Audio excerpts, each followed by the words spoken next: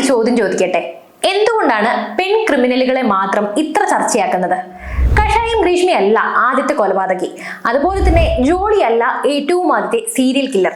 KR മീരയുടെ ഷാരോൺ വധക്കേസിനെ കുറിച്ചുള്ള വിവാദ പരാമർശം ഇങ്ങനെ ചർച്ചയാവുന്നതിനിടയിലാണ് ഞാൻ വളരെ യാദൃശ്ചികമായി ഒരു കമന്റ് കണ്ടത്. Are there more male or female criminals എന്നാണ് ആ കമന്റ്. അതിന്റെ ഉത്തരം കിട്ടാൻ വേണ്ടി നമ്മൾ പ്രത്യേകം ആലോചിച്ച് തലമുണ്ടാക്കേണ്ട കാര്യമില്ല. എങ്കിൽ കൂടി ഞാൻ ആ ചോദ്യം ഒന്ന് പോയി ഗൂഗിൾ ചെയ്തു. ഉത്തരം പ്രെഡിക്റ്റബിൾ ആയിരുന്നു. എന്നാൽ ഞാൻ പറയാം, മെൻ. അപ്പോൾ പറഞ്ഞു വന്നത്, ഗ്രീഷ്മ എന്ന ക്രിമിനൽ വന്നപ്പോഴും, സ്വപ്ന വന്നപ്പോഴും, സരിത വന്നപ്പോഴും, ജോളി വന്നപ്പോഴും അവരെ നമ്മുടെ സമൂഹം ഒരുപാട് ചർച്ച ചെയ്തു. ഇൻഫാക്ട് സ്വപ്ന, സരിത എന്നീ രണ്ടുപേരല്ല ആ കേസിലെ പ്രധാന അക്യൂസ്ഡുകൾ എന്നതാണ് ഏറ്റവും വലിയ കോമഡി. തലതൊട്ടപ്പന്മാർ വേറെ ആയിരുന്നു, എന്നിട്ടും ഇവർ മാത്രം സ്വർണ്ണക്കടത്ത് സ്വപ്നയും സോളാർ സരിതയുമായി.